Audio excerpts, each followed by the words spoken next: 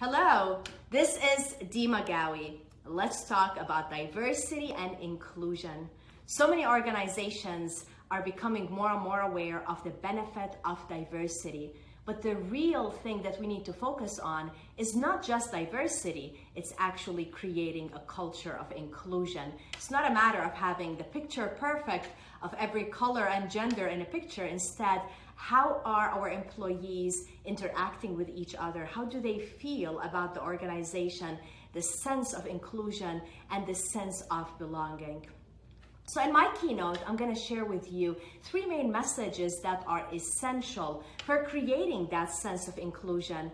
The first one is giving information about what are employees looking for. So many times when we put together strategies for D&I, we're looking from the top of the organizations, trying to implement it throughout the chain. But really what we need to do is ask, what are employees looking for? What do they need to do or feel in order to get this sense that they're belonging, they're getting a sense of inclusion?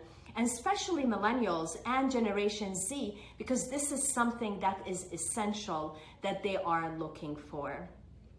And based on my surveys and hundreds of interviews that I do across organizations, I'm going to share with you the main messages that I'm getting regarding what do employees want.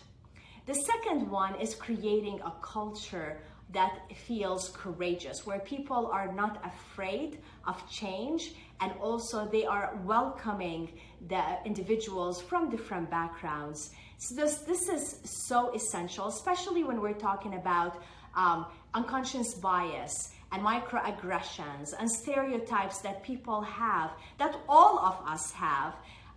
In order to manage that and change it, we need to make sure that people are comfortable with change and they are feeling a sense of risk-taking and daring to create a better culture for all. And the third one is about affinity groups. Affinity groups such as the women networks, the Pride, people of color, individuals with disabilities, veterans, and so many other, of how we can utilize them to create a sense of inclusion and of course engagement across the chain, how we can use them in order to increase education for the members, but also increase awareness, utilize them for recruitment, and also retention, onboarding, all of these things that are so essential for bringing people and keeping them motivated and keeping them feeling happy to be part of the organization.